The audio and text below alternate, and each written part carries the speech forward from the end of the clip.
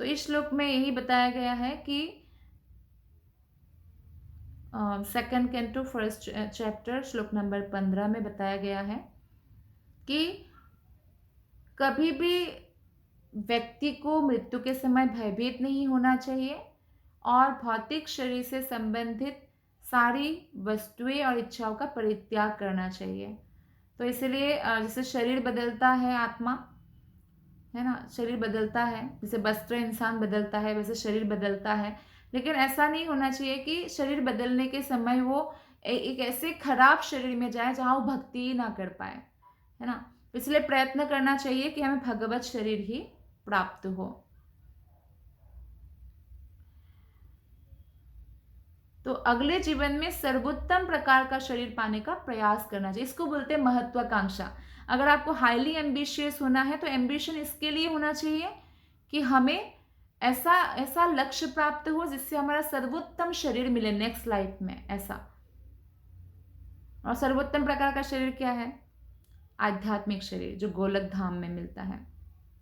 लेकिन मूर्ख लोग जो होते हैं वो नश्वर शरीर पर ज़्यादा बल देते हैं और शारीरिक संबंधों पर बल देते हैं।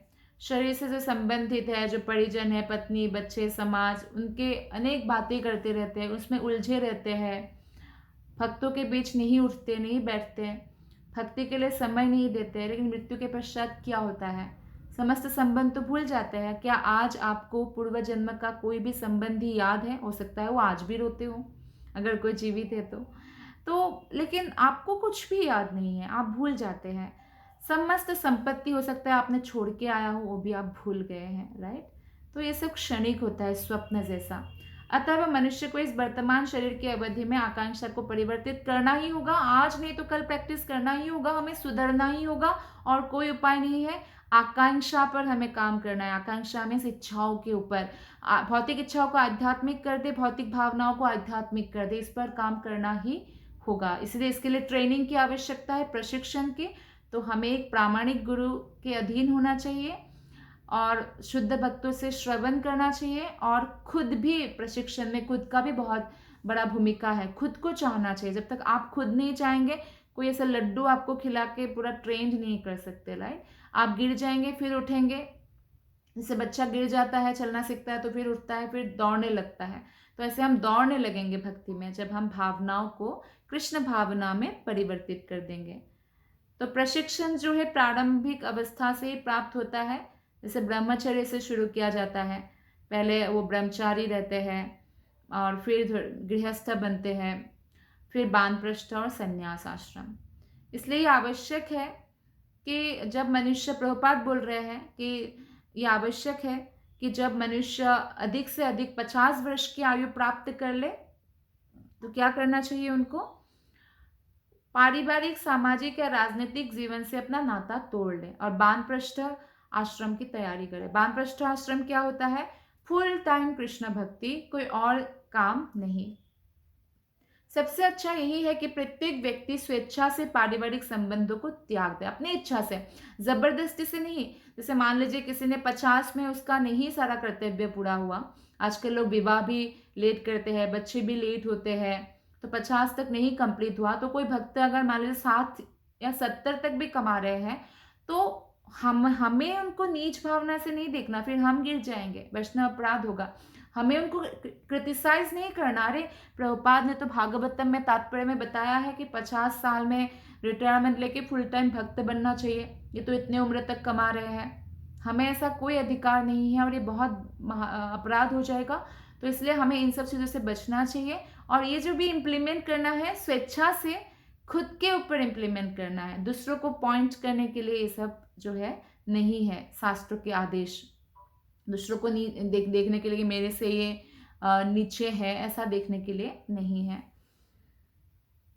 तो मनुष्य को चाहिए श्रेष्ठतर इच्छाओं को अवसर दे।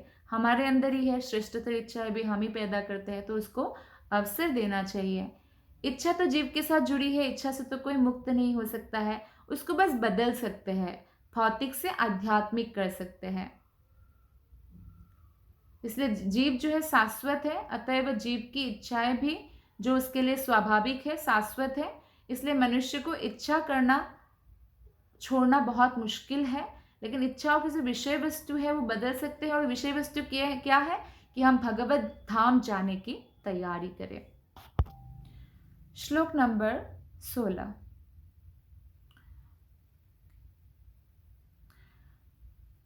गृहात् प्रव्राजितो धीरः पुण्यतीर्था जलाप्लुतः शुचो विविक्त आसीनो विधिवत कल्पितासने। मनुष्य को घर छोड़ करके आत्मसंयम का अभ्यास करना चाहिए। उसे तीर्थस्थानों में नियमित रूप से स्नान करना चाहिए और ठीक से शुद्ध होकर एकांत स्थान में आसन जमाना चाहिए। तो हमेशा घर के चीज़ों में ही लगे रहने से कोई भी उच्च जन्म प्राप्त नहीं करता है। उनको भगवान के लिए समय निकालना चाहिए और खासकर जो वानप्रस्थ है उनको घर त्याग देना चाहिए। पहले राजा को आप देखिए कितना फैसिलिटीज़ में वो लोग रहते थे, फिर भी बाद में वो लोग घर बार छोड़कर जंगल में तपस्या करने चले जाते हैं। जो इतना फैसिलिटी में रहे हो, क्या उनके लिए आसान होता है जंगल में रहना? लेकिन उन्होंने अपने आप को ट्रेन किया है, गुरुकुल में इसका ट्रेनिंग मिला है कि इस उम्र के बाद आपको वानप्रस्थ लेना चाहिए।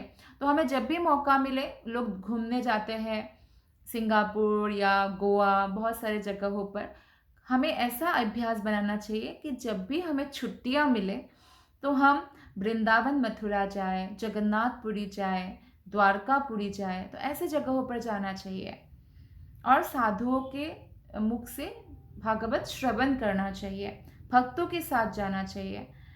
फिर से इस वाले तात्पर्य में प्रभुपाद कहते हैं कि 50 सनातन धर्म की पद्धति कहती है कि 50 वर्ष की आयु पार कर लेने के बाद जितनी जल्दी हो सके वैराग्य ले लेना चाहिए, क्योंकि सब लोगों को तो फैसिलिटीज़ चाहिए, सुंदर पत्नी, सुंदर बच्चे, सुविधापूर्ण घर हो, फैसिलिटी वाला घर हो, तो कोई छोड़ना नहीं चाहते सुविधा। आप देखिए धृतराष्ट्र 100 के 100 पुत्र का मृत्यु हो गया, फिर भी पांडवों के राजमहल में रह रहे थे, क्योंकि फैसिलिटीज़ नहीं छोड़ना चाहते हैं व्यक्ति जब राजा के रूप में रह रहे थे। लेकिन मृत्यु किसी को भी नहीं छोड़ता और दूसरा शरीर हमें धारण करना ही पड़ता है। इसीलिए सिद्धांत यह है कि मनुष्य इसे मान ले कि मृत्यु की खतरों की घंटी 50 वर्ष की आयु पूरी करने के पहले ही बज जाती है। अतएव हर हालत में श्रेष्ठतर जीवन की तैयारी करें, बचपन से ही तैयारी करें तो बहुत अच्छी बात है। और सनातन धर्म संस्था की पद्धति ऐसे ही बनाई गई है, वैदिक पद्धति ऐसे ही है और इस पद्धति का हमें पालन करना चाहिए।